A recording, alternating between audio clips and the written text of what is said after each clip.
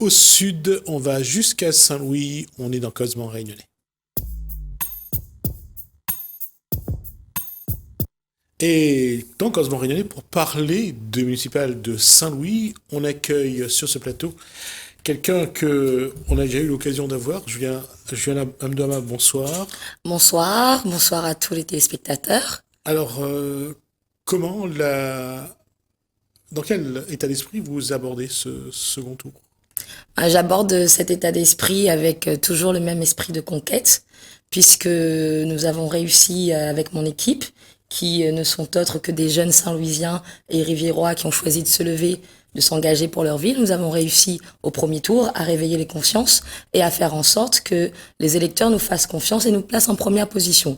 Aujourd'hui, ce qui nous importe, c'est de continuer notre travail de proximité, aller à la rencontre des citoyens, bien sûr en tenant compte du contexte sanitaire qui est particulier, et faire valoir notre projet, démontrer en quoi nous sommes aujourd'hui la seule alternative pour sortir Saint-Louis-la-Rivière de cette situation de déclin. Ce confinement, ce Covid a cassé la dynamique ou pas? Bien, le Covid, c'est une situation inédite. 55 jours de confinement qui sont arrivés juste au lendemain du premier tour. Ça a été difficile pour beaucoup. Pour ma part, je me suis recentrée sur mon rôle de citoyenne, n'étant pas aux responsabilités communales, et nous avons tenté d'agir modestement avec mon association pour apporter de nouvelles solidarités de proximité dans les quartiers des hauts de la ville qui étaient privés de tout commerce de proximité, et aussi parfois je suis allée à la rencontre de personnes âgées qui étaient un peu trop délaissées, ou en tout cas il y avait au niveau communal une gestion sociale qui était insuffisamment impartiale. Donc il n'y a pas eu de rupture dans la communication, la reprise sur le terrain, le contact, la communication, la campagne, c'est les Saint-Louisiens demandent la même chose qu'avant le Covid ou autre chose? Aujourd'hui, on est donc à nouveau sur le terrain de manière différente, par contre, puisque le contexte du confinement et le contexte du déconfinement est totalement différent. Ce qu'on constate en revanche, c'est la même volonté de changement dans le cœur de tous les Saint-Louisiens et Riviérois, et surtout de tout âge. On a coutume de dire que nous sommes accompagnés, soutenus par la jeunesse saint-louisienne, mais nous sommes aussi écoutés et sollicités par les pères et les mères de famille qui ont des difficultés, notamment pour joindre les deux bouts avec des impôts qui ont explosé, et nous sommes aussi encouragés par nos aînés. Sur ce point-là, ça veut dire que le programme ne bouge pas par rapport au premier tour, même programme, même objectif aujourd'hui? Alors aujourd'hui, la particularité, c'est qu'on avait présenté un projet qui était très réaliste. Un projet qui partait réellement de l'état de Saint-Louis au quotidien, au niveau des routes, au niveau des écoles, au niveau de la vie culturelle et sportive, au niveau notamment aussi de l'environnement. Donc notre projet, il reste d'actualité. J'ai été confortée notamment au niveau de la nécessité de faire de la cohésion sociale et de l'éducation populaire. Et là, je parle vraiment de la vie dans les quartiers, des liens de proximité. Il n'y a pas eu suffisamment. Moi, demain, maire, ce que j'aimerais faire, c'est de réorienter les effectifs communaux et de replacer notamment ceux qui sont qualifiés en matière d'animation socio-éducative au cœur des quartiers, dans des maisons de quartier qui aujourd'hui sont des coquilles vides. Alors, quelles sont les priorités, quels sont les projets de votre programme?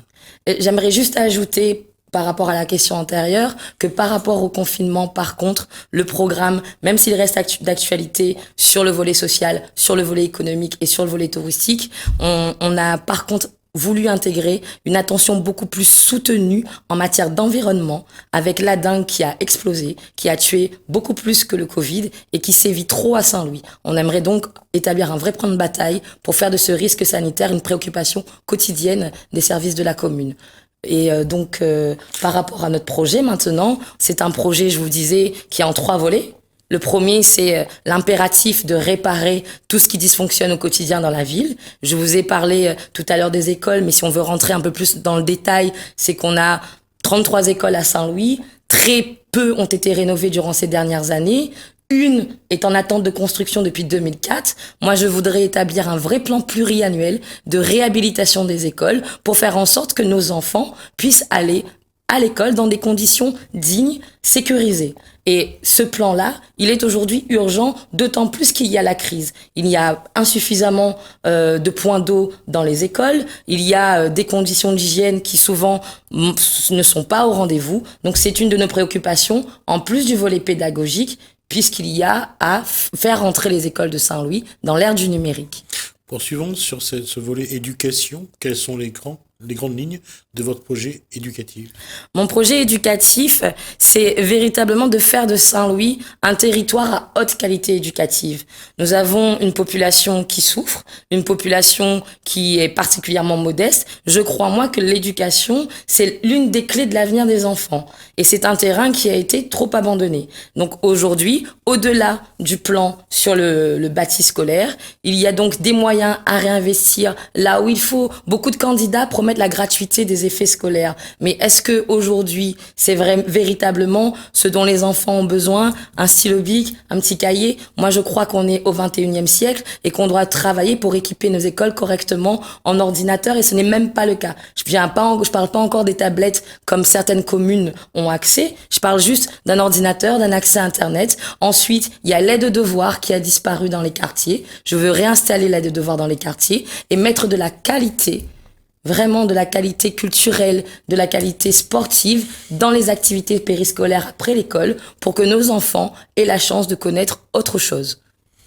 Le périscolaire, aujourd'hui, c'est une démarche d'accompagnement. Les quartiers, souvent, ont des besoins énormes. Ça va générer des coûts assez forts.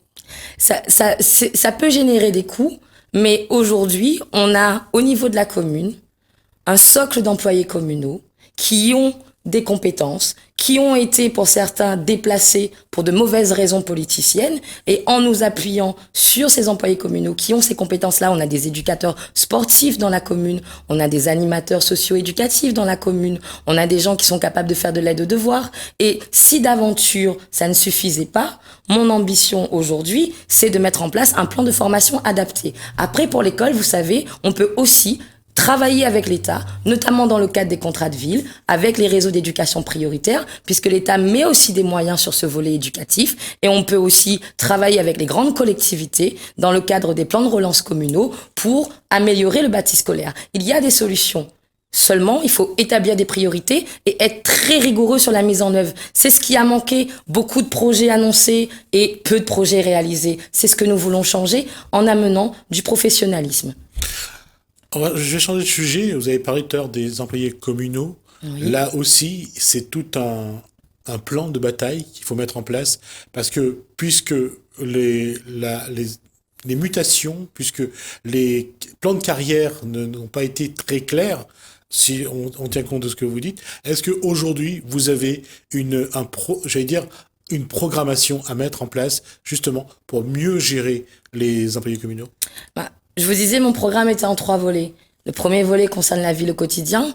Le deuxième volet concerne la préparation de l'avenir de la commune au travers d'une politique économique et touristique forte. Et le troisième, sans lequel ce projet ne serait pas possible, concerne la réorganisation de l'administration communale. Nous avons devant nous un chantier, mais un chantier qu'il faut mener non pas dans la brutalité, mais en toute sincérité. Regarder ce qui a été fait et ce qui n'est plus à faire, sortir du copinage, remettre les bonnes personnes aux bonnes places et surtout avancer vers de nouveaux métiers, faire en sorte que les employés communaux, ils ne soient plus montrés du doigt par la population. Faire en sorte que le temps de travail, il soit égal pour tous. Faire en sorte que demain, lorsque nous serons élus et que la population regardera la mairie au travail, elle trouvera une mairie accueillante, une mairie efficace, une mairie à l'écoute et une mairie qui va porter le territoire au plus haut de son potentiel. Et au niveau de gérer les emplois communaux, aujourd'hui, c'est quelque chose que il faut le faire parce que on a l'impression que ça, c'est un gros morceau, que c'est un dossier que personne ne peut vraiment le gérer. Bien sûr, il faut gérer. Il faut gérer d'abord en inspirant. Parce que si aujourd'hui, parfois, certains, ce ne sont pas les plus nombreux, se permettent à un laisser-aller, c'est parce que des hommes politiques les y ont autorisés. Ce que nous voulons faire, c'est redonner du sens au travail, faire retrouver le vrai sens. Quand on est employé communal, quand on est a fortiori titulaire, ça veut dire qu'on est fonctionnaire. Et être fonctionnaire, le sens du service public, c'est de travailler pour les autres. Et je pense qu'il y a dans cette administration pas mal de gens qui ont envie de retrouver du sens, l'envie de travailler le matin, savoir pourquoi ils doivent passer un balai, savoir que ça va intégrer un projet environnemental beaucoup plus grand, savoir pourquoi lorsqu'ils sont dans un bureau d'aide et d'action sociale, ils doivent aller au bout de l'accompagnement parce que ça va aider les familles de notre territoire à être dans un mieux-être social. Sur votre projet économique pour la ville de Saint-Louis, quelles sont les grandes lignes? En termes de projet économique, je pense qu'il faut qu'on arrive à donner à Saint-Louis une véritable identité. On ne va pas concurrencer Saint-Pierre, on ne va pas concurrencer Étang-Salé, mais trouver notre chemin. Et notre chemin, je pense qu'il est dans notre histoire. C'est de repartir sur la base de notre identité agricole, repartir sur tous ces territoires des Hauts, puisque 2/3 du territoire saint-louisien est situé dans les Hauts, et ça amène une vraie créolité, une vraie authenticité, partir sur ces bases-là pour faire de Saint-Louis un vrai territoire d'avenir, ramener de l'attractivité. En termes de développement économique propre, c'est pareil. Il n'y a pas eu de véritable vision d'avenir. On n'a plus de foncier économique sur la commune. Je veux travailler avec la Civis pour retrouver des espaces où accueillir les entreprises. Il faut que nos jeunes talents arrêtent de devoir aller dans la ville d'à côté pour s'installer. Il faut que Saint-Louis puisse proposer à des jeunes et des moins jeunes des espaces où ils peuvent, des locaux, où ils peuvent démarrer leur activité à moindre coût.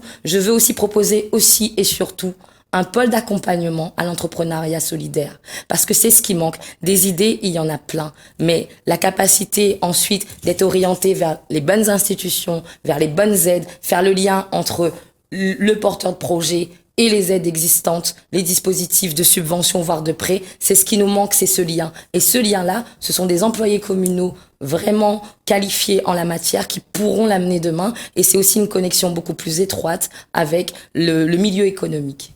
Comment la mairie doit accompagner le développement économique, doit créer les espaces pour les entreprises, doit faire en sorte que la formation professionnelle aboutisse? Comment la mairie doit participer au développement économique? La mairie doit aujourd'hui participer au développement économique de Saint-Louis, d'abord en étant beaucoup plus exigeante dans la relation avec l'intercommunalité, puisque le développement économique, pour l'essentiel, il se joue au niveau de l'intercommunalité. Moi, je vais proposer de passer un contrat d'engagement réciproque à l'intercommunalité pour qu'on ait un plan clair des investissements qui seront faits demain par la Civis sur notre territoire. Ensuite, je veux travailler en concertation avec les acteurs économiques, avec les forces vives du territoire. Ma proposition, elle est simple. C'est une charte entreprise citoyenne. Dans cette charte, on peut agir ensemble pour que les entrepreneurs du territoire trouvent de meilleures réponses au niveau de la commune, un accompagnement beaucoup plus réactif lorsque, par exemple, ils demandent un permis de construire, mais qu'en face, on puisse trouver aussi, de la part de nos entrepreneurs, un engagement plus fort sur l'emploi local, l'emploi des Saint-Louisiens et des Riviérois lorsqu'une nouvelle activité apparaît, sur l'accompagnement de nos jeunes en termes de stage, et enfin, sur l'accompagnement de notre tissu sportif. La mairie n'aura pas les moyens d'accompagner, de faire revivre la vie associative tout seul.